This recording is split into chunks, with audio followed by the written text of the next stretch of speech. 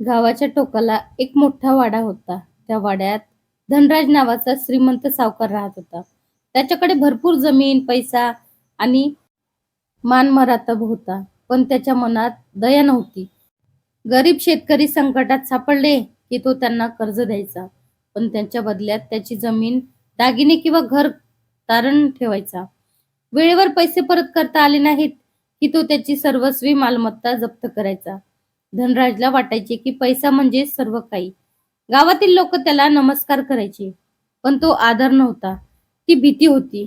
त्याच गावात गोविंद नावाचा एक गरीब शेतकरी राहत होता.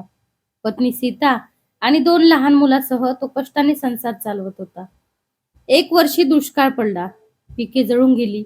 घरात धान्याचा एक दाणाही उरला नाही. शेवटी गोविंदाने धनराजकडे मदत मागितली. धनराजने थंड हसत कागद पुढे केला. अंगठा लाव, पैसे मिळतील, पण वेळेवर परत केले नाहीस तर जमीन माझी. गोविंदच्या डोळ्यात पाणी आले. तरीही मुलाच्या भुकेपुढे तो हतबल झाला. त्याने अंगठा लावला. महिने गेले. पाऊस पुन्हा कमी पडला. गोविंद कर्ज फेडू शकला नाही.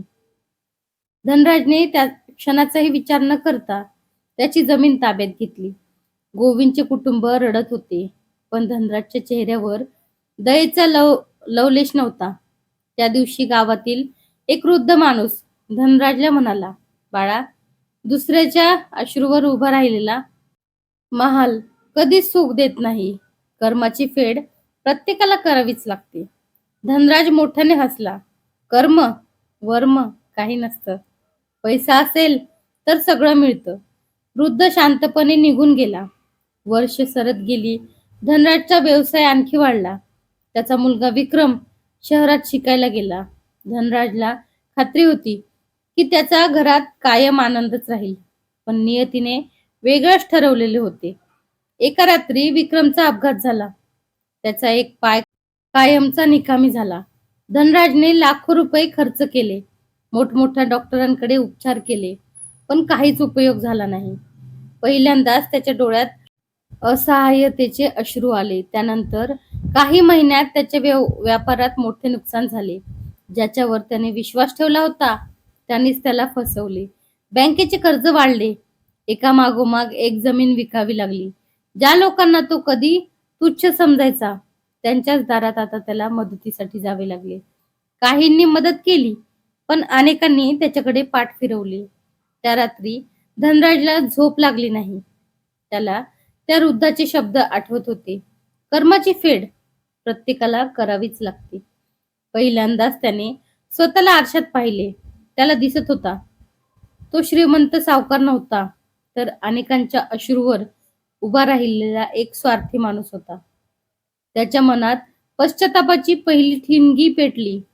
धनराजच्या आयुष्यात पहिल्यांदाच अशी वेळ आली होती की त्याच्याकडे पैसा असूनही मन शांती नव्हती.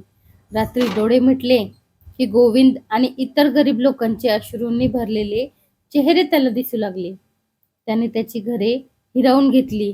त्यांच्या मुलांना उपाशी झोपावे लागले. त्या प्रत्येकाचा आक्रोश त्याच्या कानात घुमत होता. एक सकाळी तो मंदिरात गेला. अनेक वर्षांनी त्याने देवासमोर हात जोडले. तेवढ्यात त्याची नजर मंदिराच्या पायऱ्यांवर बसलेल्या एका वृद्ध भिकाऱ्याकडे गेली. धनराजने त्याला नीट पाहिले आणि तो हादरला. तो दुसरा कोणी नसून गोविंद होता.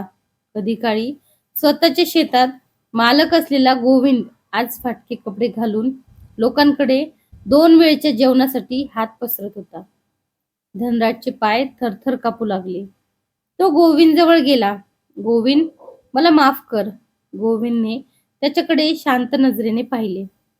त्याच्या चेहऱ्यावर राग नव्हता, पण आयुष्यभराच्या दुःखाच्या खोल खुणा होत्या.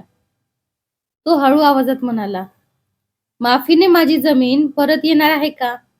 माझ्या मुलाचं बालपण परत मिळणार आहे का? माझ्या पत्नीने उपाशी काढलेल्या रात्री परत बदलणार आहेत का? धनराजकडे उत्तर नव्हते. तो न बोलताच रडू लागला. त्या दिवसापासून त्याने स्वतःमध्ये बदल करण्याचा निर्णय घेतला. त्याने आपल्या उरलेल्या जमिनीपैकी काही जमीन गोविंदला परत दिली.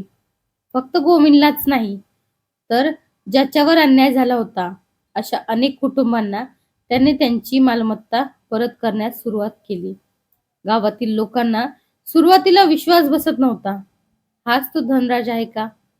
अशी चर्चा सुरू झाली. धनराज रोज स्वतः काम करू लागला. गरिबांना अन्न देऊ लागला.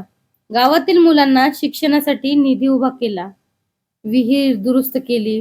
वृद्धांसाठी मोफत औषधांची व्यवस्था केली. एका दिवशी तो पुन्हा त्या वृद्ध माणसाला भेटला, ज्याने वर्षापूर्वी त्याला कर्माबद्दल सांगितले होते. वृद्ध हसत म्हणाला, आता तुला समजलं ना?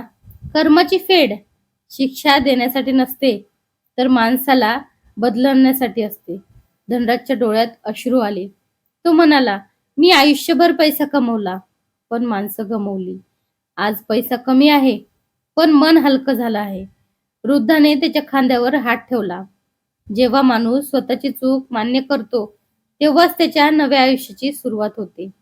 त्या दिवशी गावातील अनेक लोकांनी पहिल्यांदाच धनराजला मनापासून नमस्कार केला.